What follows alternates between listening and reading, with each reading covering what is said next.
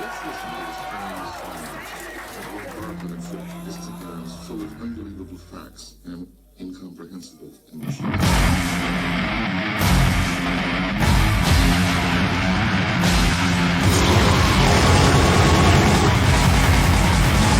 Hit it. Recording now. 1, 2, 3, 4. I don't like you, fucking hate you. You disgust me, lose your will, you. I don't like you, fucking hate you. Tear your limbs off, feed you to death. If you were the last person on earth, I'd fucking kill us both. I don't like you, fucking hate you.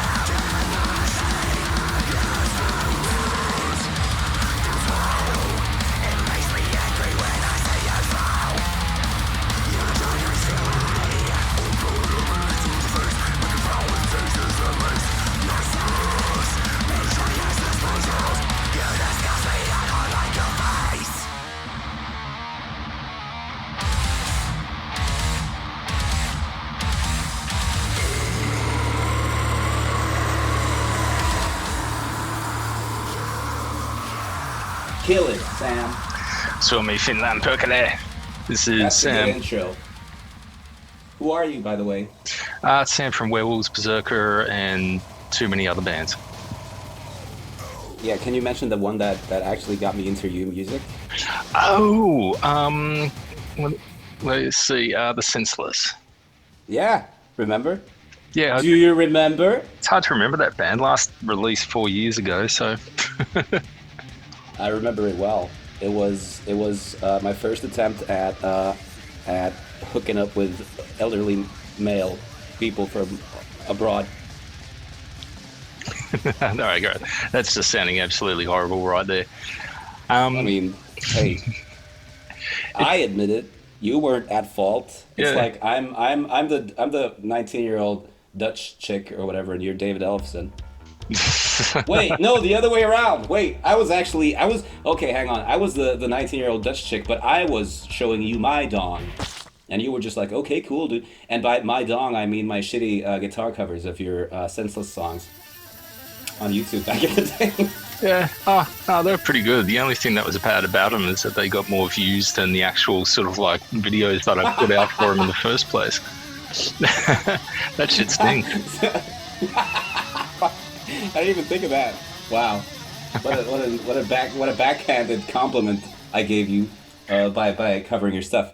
But anyway, I think I spammed you for a while with my videos, and you were very courteous and responded to me politely. And then at some point we started actually talking, probably because I matured from a teenager to a, somewhat of an adult. And then. Yeah, what the fuck happened? I think we started. No, me and Rob. Curie happened. That's what happened. Yep.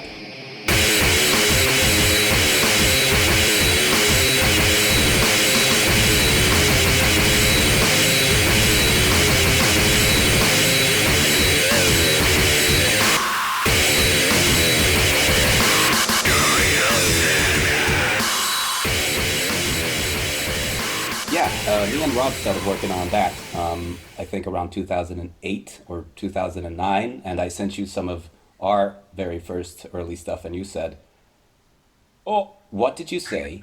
I said something like, Fuck you.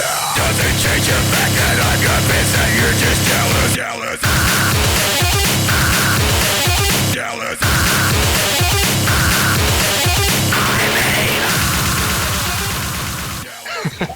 I really liked it. Look, yeah, I've been listening to all sorts of music being put out, and about that stage, I was sort of kind of burnt out on extreme music and death metal and whatnot. It just seemed like a whole bunch of guys still just doing the same thing, and just doing a bit more deathcore. And I listened to like that first, I guess, Curie mixtape you guys did, the one with "Don't Call Me a Liar" on there, and it was just the noisiest, most ruckus thing I'd heard, and I was just like, you get sent a lot of stuff when you're in a band as well, from people going, oh, have a listen to this. You always do it just with, reluctantly. You listen to it and Yeah. it sucks so bad. And you get back to them and you're like, it's good. Yeah, no, not bad. Keep going. And yeah, with your guys' stuff, I kind of listened to it and I was like, holy shit, this is awesome. I think the first thing I did was send it to Connor from like Candlelight at the time. You know, who had another like extreme electronic project of his own called Drugzilla, and Wow. yeah, I was Good just name. yeah, I was just like, I don't do that for anyone really, like so. And then afterwards, I think I said, hey, if you ever need like a growl or a riff or something like that, let me know. And you guys, like, occasionally I'll give people that option. No one ever takes me up on it. You guys did, and then we did mixtape 2.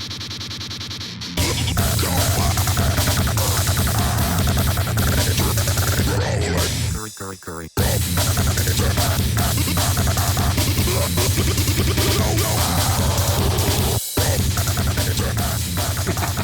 You know what we said to that? Yeah. We probably said, Sam from the Berzerker want in on these.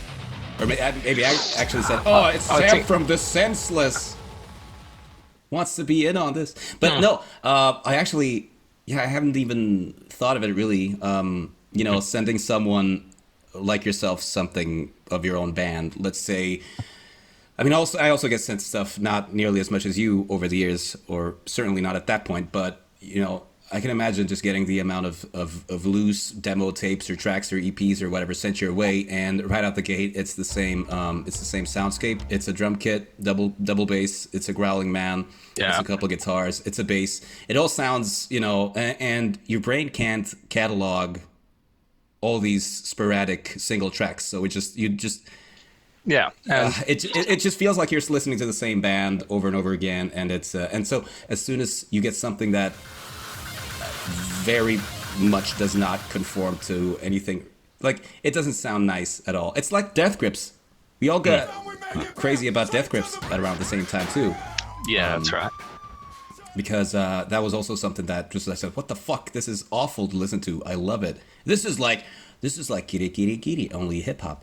So, Yeah, except it was a little bit better because that was back when they were doing their first 2 albums, and those are actually good. Yeah. Like, the next one I think was Government Plates. Like, yeah. it was all right, but that was the start of where I just kind of lost interest.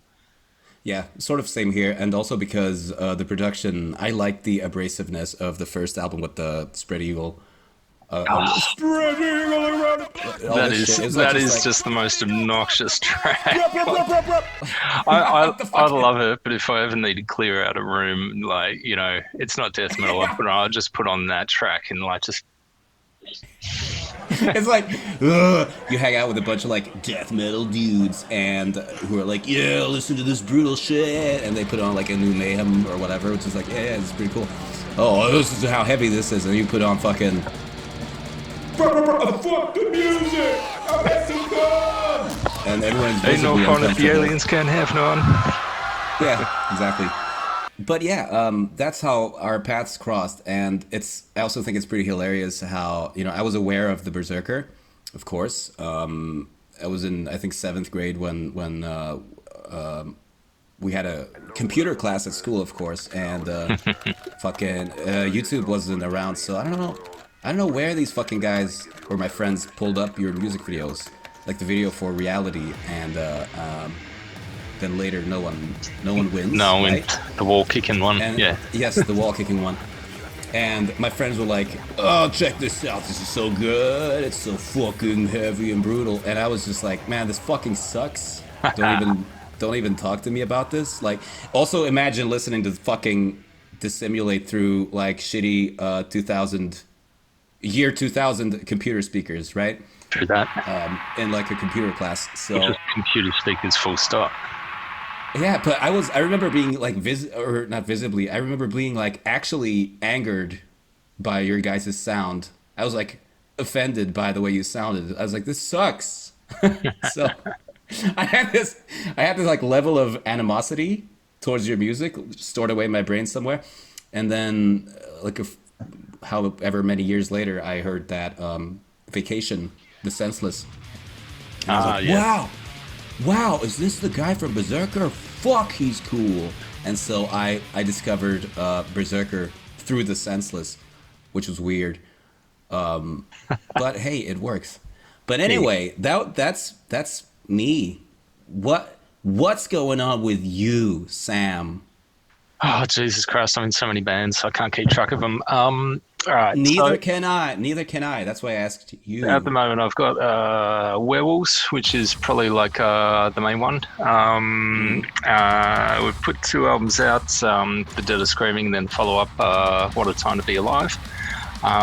Everyone seems to be into that kind of shit. We've got a 3rd album coming up. That should be out at least at the latest midway through next year. We should have 1 or 2 little other things out before then. The Antichrist Imperium, we've been working on album number 3 for that. Fuck. Yeah, so that's the final. That one as well. Yeah, the final touches are just getting put on that one right now. We were expecting it to be done this time last year and already out, but things got slowed down a bit, with COVID border closures and some drumming snafu. So that's out now. Oh no, not out now. That's getting finished around about now. I'm just Give me a second, okay? okay.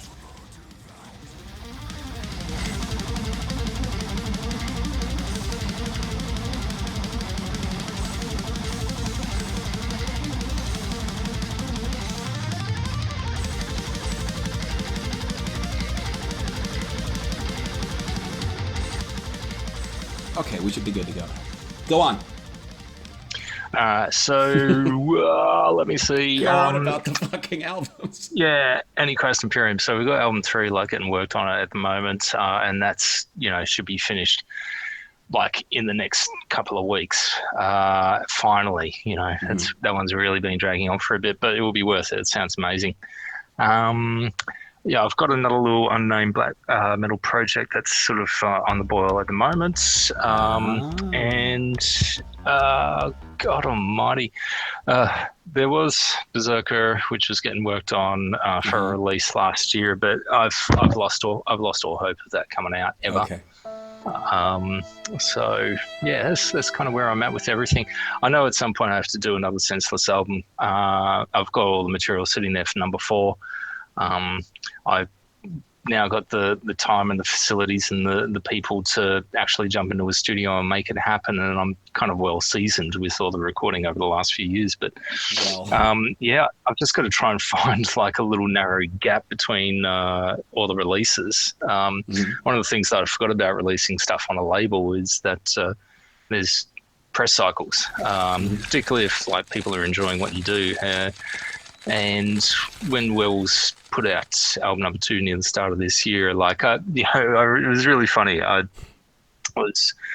just moved into my girlfriend's place at the time while we were searching for a house to buy. And I was like, all right, it was a little bit of a small joint and not much space. So I'm like, look, things are going to be a little hectic for me the next week or so. Just I'll be doing interviews and media sort of stuff, so I'll just try and set up on the dining room table out of everyone's way, and you're trying to pitch this super extreme album, but trying not to swear your head off as well.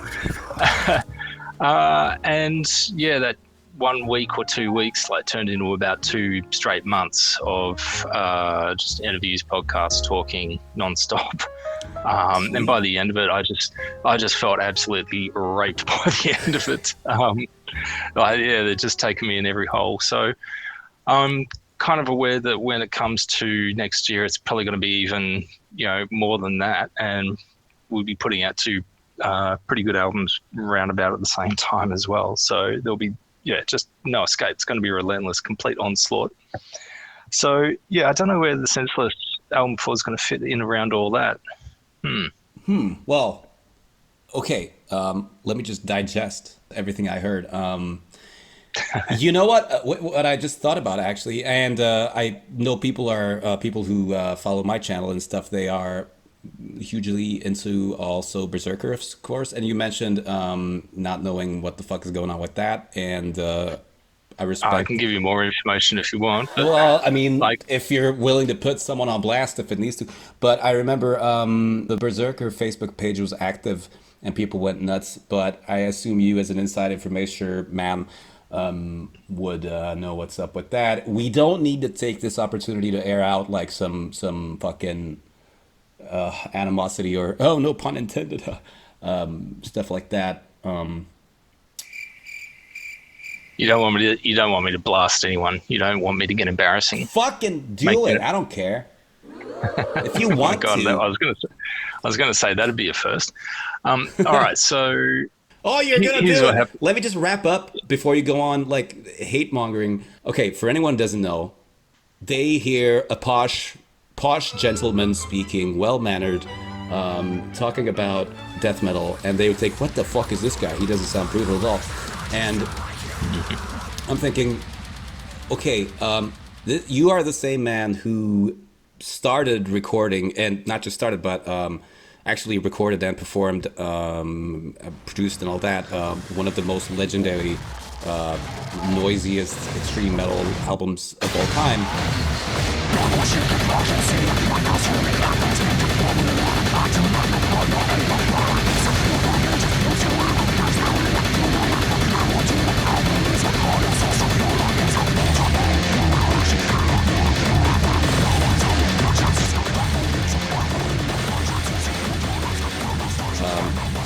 And the follow-up to that, you're also the guy who opened up a song live by perfectly in sync to the song, punching a guy in the audience in the nose from the stage. That would have been Reality, played in Nottingham in 2003. Fuck UK you, tour. It's not Reality, it's Dissimulate. Oh, it's Disregard. Oh, yeah. Fuck, it's Disregard. Oh my god. I wanted to one-up you and be a fan, but I failed. It's Disregard. You're totally right. Dissimulate, the album, of course. Also my bad. Mwah. Anyway, so before we go into some current events, which is you putting the new Berserker situation on blast, give me some cool old school story, just for the listeners out there who want to hear some juicy old school stuff. Give me something. I was going to say, have you got a particular story in mind, or do you just want me to pull an old school story, sort of like out of the back pocket at random? One random story. Ooh, goodness gracious. Let me see. I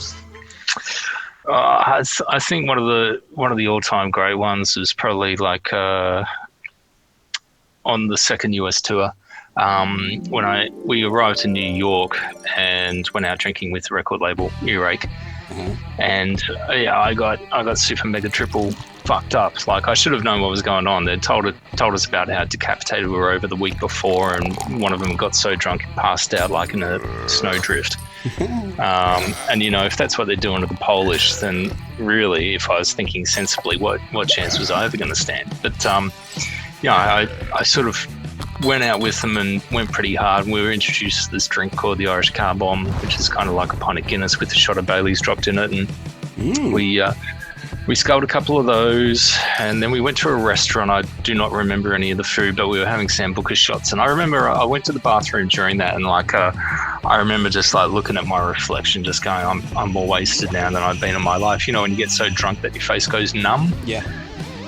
Yeah, it's kind of like it was kind of like that. I remember just having deep breaths and just kind of like looking at myself in the mirror, trying to psych up a bit, going, come on, man, you can do this, pull it together. Yeah. Anyway, after that, the night just turned into a series of like sort of blackout episodes, a bit like, Jason Bourne, like where he comes to and he's like, oh, I can speak German and run up hills and like kill with my bare hands. But right. Es ist ein fantastisches Gefühl, man. I don't know why. It was like I was coming to like going, oh, I'm in New York, and like running around like a lunatic. I speak Australian. I don't know why.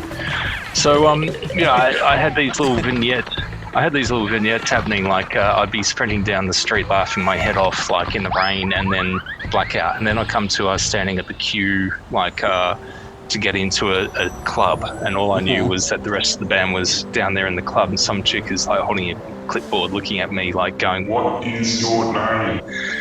And I was just about to answer her, blacked out again, came to us standing at the bar, and again I've got another angry bartender in front of me going, what do you want to drink? Because obviously I've just turned up there like starry-eyed and drooling, and I've come to and I've like all I knew was that it was an open bar, so you didn't have to pay for anything. So I was like, oh, 4 beers. And I look up the end of the bar, and I can see like Gary the drummer like trying to drag about 10 beers off in his arms, and they're just dropping out onto the floor and smashing. I blacked out again. I came to, I was standing, I was out the back in the band room after like, it was the CD release party for some R&B band in this club, and I was out the back in the green room. One of them was giving me like a pipe of weed to smoke, and I was like, "Ooh, thank you." Blacked out again. Came to, was in an underground cocaine bar where there was some massive like bouncer, wearing a suit with an Uzi underneath it, and drummer Gary's trying to fight him, and my record label manager at the time is sitting across from me, like, trying to like talk me into, let's go out, let's go see some strippers, let's get nose bags. Sorry, can I interject? I had a really clear mental image of, I don't remember what Gary looks like, but I just see in my mind's eye, I see this, as you said, huge suited up bouncer standing just like with his hands crossed in his for his groin. Just like, and then I see this tiny Australian man, long-haired in a ponytail with both his legs broken, probably at this point, trying to punch up at him. Months later. I was about to say, was this the incident? No. Look, Gary's not small. He was a big guy. I think he was taller. In my mind, like, he is. In this image, he is. And he was also like, not ripped or anything, but he was solid. He was a big unit. But when you go over to the States, like some of the people over there are buffalo size. Like they're ridiculous. You look at them, you're just like, oh my god, you look like a freak. You're so enormous. And this bouncer was one of those people. Like he was just, building sized. And I was just like, what? Containing an Uzi. Yeah, I just saw like, Gary sort of like bumping him with his shoulder, which, in Australia, that's when you're trying to like, kick off a fight or whatnot. It's just, but I was also thinking, shit, I'm not far off throwing up, so we need to get out of here. So I've said to Al like some shit like, oh look, first show's tomorrow. We got to drive from New York all the way down to Virginia. We really should get a night's sleep. It's going to be a big month. And he was a little bit disappointed. He's like, okay. And I was like, how about you round up the guys and I'll wait for you out the front and see if I can get a taxi. And he goes, all right, yeah, cool. So I've gone out the front, and I know our guys are just like loose units. There's absolutely no way he's going to like be able to wrangle them. So I'm looking around for an alleyway to like throw up in, and Al comes straight out the door with the 3 guys for once they're actually obeying orders, and like, he's rounded them up and brought them straight out after me. Not only that, sees a taxi coming down the street, raises his hand, clicks fingers, gets it. So there was no time to purge or anything like that. So we all get bundled into a taxi, of course. I was in the middle of the back seat. Nice. Yeah. Good spot for you. It wasn't good. So I think this is one of the bits of footage on the Berserker DVD. Like we're driving back to the hotel, and I'm just like leaning across, like the guys in the back seat, leaning out the window, just throwing up incessantly. The funniest thing was when we got to the hotel, we all jumped out, and there was this couple waiting for, like, hailing the taxi. And they're like, oh, awesome, a taxi, like that. And the guy reaches and opens the door, and of course it's the door handle I've just been like spewing all over it. Like, so he puts his hand straight into it to open the door, and he's like, oh my God. Oh my God. So we kind of spoiled his night a bit. Anyway, we went upstairs. I tried to get to sleep. I slept with this bin next to my face, but then I woke up and I spewed so hard that I shit myself. So it was one of those hotels with like a communal bathrooms, and so I kind of like ran out of the room holding the bottom of the boxer shorts so I wouldn't leak everywhere. Saw a bin in the corridor, threw the boxes into there, went into the bathroom, locked the door, turned the shower on to cold, and then just like lay down and fell asleep. And I was woken up about 5 or 6 hours the next day, and it was Luke going, mate, your boxes have stunk out the entire floor of this hotel. Answer the door, are you okay? And I've answered the door, and I'm like blue, purple, hypothermic, shivering. He's taken one look at me, and he's going, fucking hell, all right, we've got a guy giving us a lift to the motorhome place, which is out in New Jersey, so we all need to go get equipment and settle some shit. How about you just like sit down out in front of the hotel and wait for that to turn I on? was like, okay. So I'm sitting down there and like, I'm just looking like absolute death. And Al saw me and was like, oh, Jesus. A couple of the other E-rate guys saw me as well. Like, and I'm not sure if this is a real memory or what, but one of them had some donuts, a bag of donuts, and he offered one to me, and I was just like, oh man, no way. And he had this cut on his face, and he's like gone, you don't want a peace offering. Are you and me okay after last night? and I was like, what are you talking about? And he goes, You don't remember that bit where you chased me down the street in the rain, laughing your head off, and then you tackled me like in front of that shop and pulled a light bulb out of its display and smashed it against my head? and I was like, dude, I've got zero memory of that. I am so sorry. Like, I never get blackout drunk or anything. So that was a big story there. I think it gets a little bit better. We eventually got the we got the lift out to New Jersey to the motorhome hire place, like, and all the guys go in to crunch the deal, and it's one of those joints where it's got like the reflective glass sort of around it. So I've crawled into some bushes underneath the glass, and just so I could lie in the dirt and throw up occasionally. And Luke comes out after 10 minutes and he goes, Sam, we need a credit card to release the vehicle, and you're the only one of us like who has one. And by the way, that's one-way glass. They can see you lying there and throwing up. You might want to get out of there. So I went in, gave him the credit card, and some story about long distance flying not agreeing with me. They released the motorhome. We jumped in there. We drove about 7 or 8 hours to Virginia. Gary was in about as bad a shape as I was, so we were sharing a garbage bag, like just taking turns throwing up in it. We got to the club, which is called Jack's. It's at Springfield, Virginia, I think. Anyway, we got there, late for the opening show, but we'd given them a call to let them know we were on our way in our ETA. Immolation, we were touring with them. They'd agreed that we could come on like after them and just do a quick half-hour set. So anyway, we got there and we put the makeup on, put the masks on, got the equipment out, like having to have a little chuck every now and then in between it all because we were spewing for the next 2 days. Got up on stage, we were about to hit the first note, and the tour manager, who was a guy called Woody, walked up on stage, put his hand over the mic and, said to me and Luke, all right, you guys can't play. The venue owner says that if you play a single note, he's going to cut the electricity and kick you guys out using security. Why? And we're like, Was he the guy that grabbed the door handle of the taxi? maybe. Fuck. But yeah, we were kind of like, man, it's a bit out of order. What's going on? And they were just like, oh, don't know. But I'm the tour manager, and what I say goes. And we're like, dude, we called, we agreed. Can't you go into bat for us? And he goes, no, I'll kick you off the tour as well if you play. So that was the start of another shit US tour. Like, yeah. Wow. I'm sitting here. I'm comfortable in my little stupid recliner here in my underwear, home alone. I'm like, man, I miss touring. Oh man, I miss touring. I listen to this. And I'm like, I don't want to even try. I have never toured at any relatable capacity to this, nor done anything as radical as this on a tour. But still, it's like just a visual, just like being sick. Not even just like stupid hungover sick. But actually just like crammed up in a van, like feeling. Yeah, it's the worst.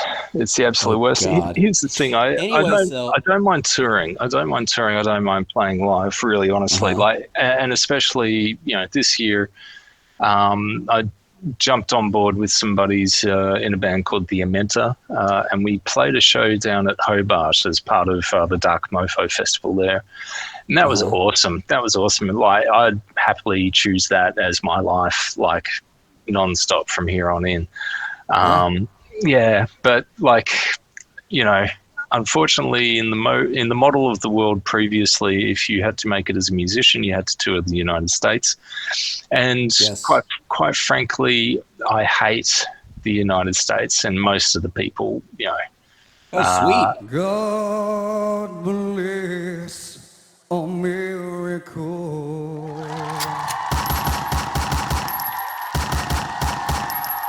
I think Yeah. a good chunk of your fans and my listeners are right around from there. G'day. Tell them. You know what? Yeah, Fuck. look. I wish we would have gotten a clean transition from the vomit story to you and your wife and children looking at fucking koalas yesterday. That would have been a good one. Anyway, we were about to get into some Berserker rumors. Okay, so you want to know what's happened with Berserker?